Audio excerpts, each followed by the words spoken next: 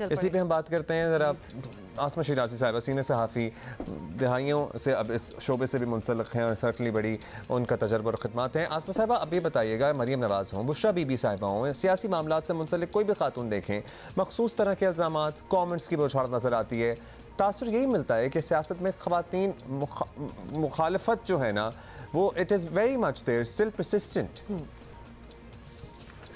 जी बिल्कुल, इसमें कोई इख्तलाफ की गुंजाइश नहीं है इस सवाल में कि ख़वातीन हर जगह पे सॉफ्ट टारगेट हैं, वो मरीम नवाज़ साहिबा हों या दीगर ख़वातीन हों।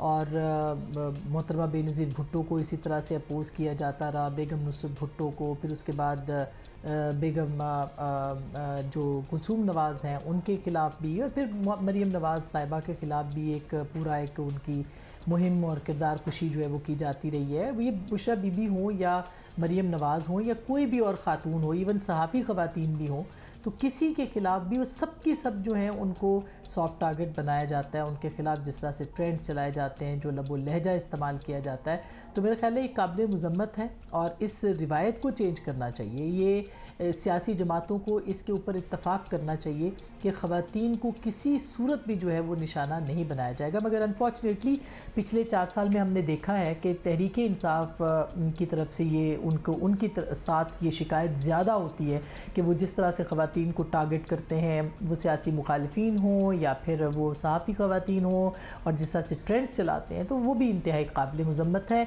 सियासत के अंदर एक हमेशा से रवादारी और वज़ादारी रही है और ख़वातीन के हिसाब से इख्तलाफ के बावजूद और बहुत सख्त ज़ुबानें भी इस्तेमाल होती रही, लेकिन फिर भी एक रवादारी जो थी वो बरकरार रहती थी। मगर अब जो है वो बॉर्डर क्रॉस लगता है कि हो गया है, जो कि नहीं होना चाहिए। इसको यही रोकना चाहिए।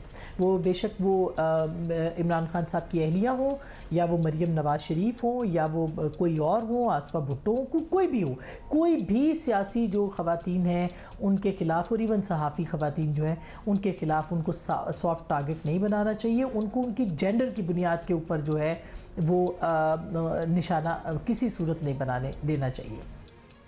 अच्छी डिटेल आपने दी। आसमा, ये भी बताइएगा कि बेनज़ीर भुट्टो और फातिमा जिन्ना की मिसालें भी हैं, ऑब्वियसली हम हमेशा उन्हीं की मिसालें देते हैं, लेकिन आज भी ख़वातीन का एक किरदार सियासत में है, लेकिन आबादी के तनासब से बिल्कुल उसको कंपेयर नहीं किया जा सकता।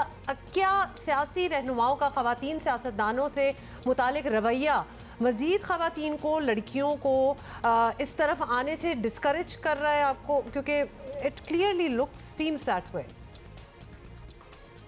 देखिए, ये बहुत ही अफसोसनाक बात है। मोहतरमा फ़ातिमा जिन्ना साहिबा जब आई पॉलिटिक्स में, उनको उस वक्त के डिक्टेटर ने उनके ख़िलाफ़ हर तरह का हरबा जो है वो इस्तेमाल किया। यहाँ तक कि हमें तारीख़ में अगर हम देखें तो गालम गलोच भी हमें नज़र आती है, गद्दारी के फतवे भी हमें मोहतरमा फ़ातिमा जिन्ना के ख़िलाफ़ जो है वो नज़र आते हैं।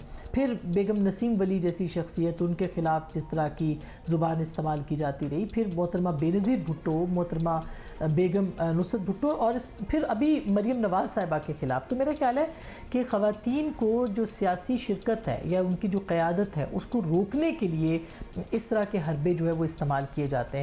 इस कल्चर को खुद सियासी जमातों को ही तब्दील करना पड़ेगा।